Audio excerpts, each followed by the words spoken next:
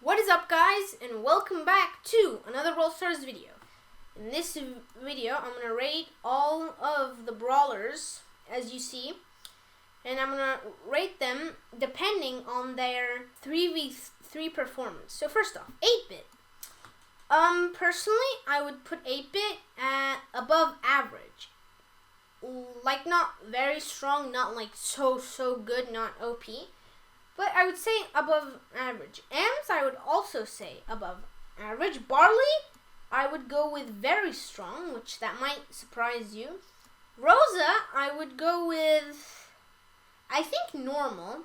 Primo, very weak. Poco, now this might actually surprise you, but I would actually put Poco in very strong. Carl,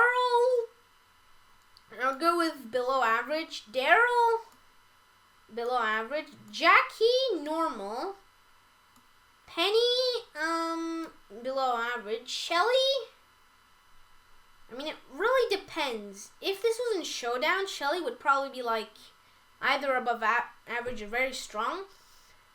But since it's 3v3, I think she's normal. Rico's above average in most maps. B, now usually B isn't really that meta, but I don't know, for some reason I think B's very strong, but not like that very strong.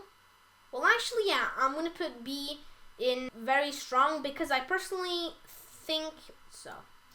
BB, it's either normal or above average, but I'm gonna put her in above average. Frank, normal. I mean, he did just recently get a buff. Like, normally I would probably put him in below average, but I'm gonna put him in normal. Now, again, some combos, for example, Poco double tank, those combos would be at way too good, so they would go there.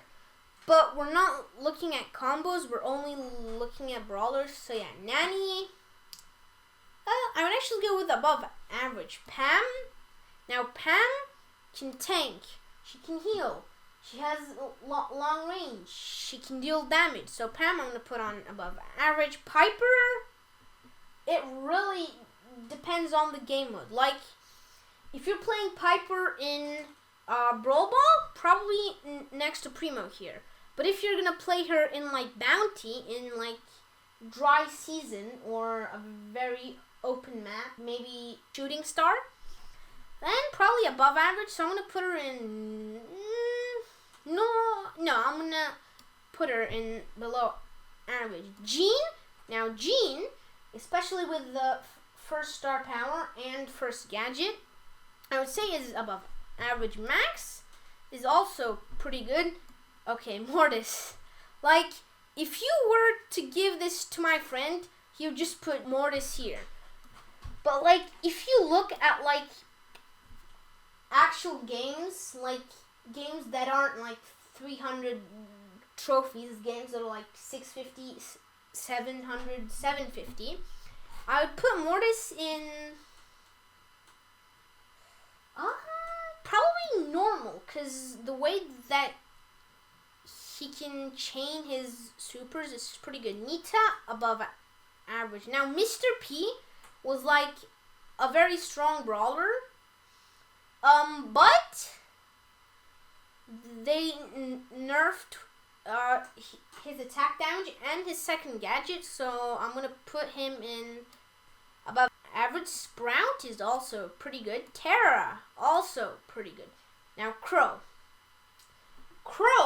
like, he's toxic, and with the second gadget, he can pretty much basically do a lot of stuff on his own, so I'm going to put Crow in above average as well. Amber, I would put her in above average. Leon is actually, like, very, well, not like that OP, but the fact that he can sneak up on anyone and deal a burst of, like, 5k damage pretty quick, I'm going to put him in above average. Okay, Sandy has to go in very strong. Spike, unless you play him in Heist, or maybe like these open-ish maps with his curveball star power, I'm gonna go with normal on Spike. Gale, probably below average actually. Surge, I'm gonna put on normal.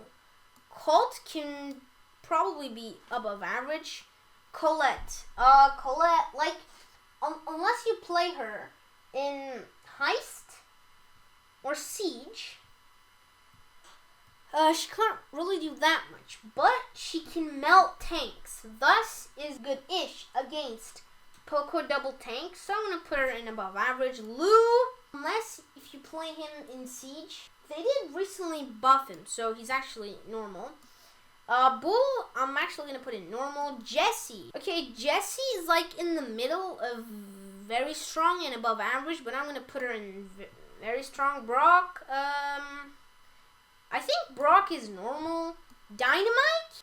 Now, by putting Dynamite in above average, I'm talking about, like, if you have Demolition Star Power with the Snatchel Charge gadget, you can stun people and then just hit them with your super for, like, 4k damage. Bo, I would... There are special maps like Cavern Churn, but that's Showdown, so that doesn't count. And then there's also Snake Prairie, where Bo is really good. But in maps other than that, the second star power is good, but I'm gonna put him in normal. Okay, Tick. Tick is very, very toxic. So if there was a toxic category, Tick and Crow would be the best ones there. Anyways, Edgar. Okay, if it was the first day that Edgar was released, he would probably go on too good actually. Also, I should put Barley in too good because he's actually like way too good, especially for a rare brawler. Like for a rare brawler, no, he's just too good. Anyways, Edgar, I'm gonna actually put on normal because like he doesn't even have 4k HP, which means he gets 2-shotted by B, 1-shotted by Dynamite's Demolition Star Power, so yeah. Byron would go on very strong if he hadn't received like 3-4 nerfs. So I'm gonna put him in above average actually, still pretty good.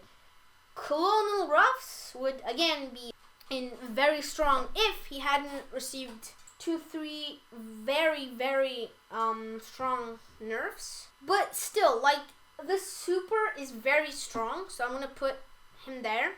Stu, in my opinion, is still too strong. Very strong.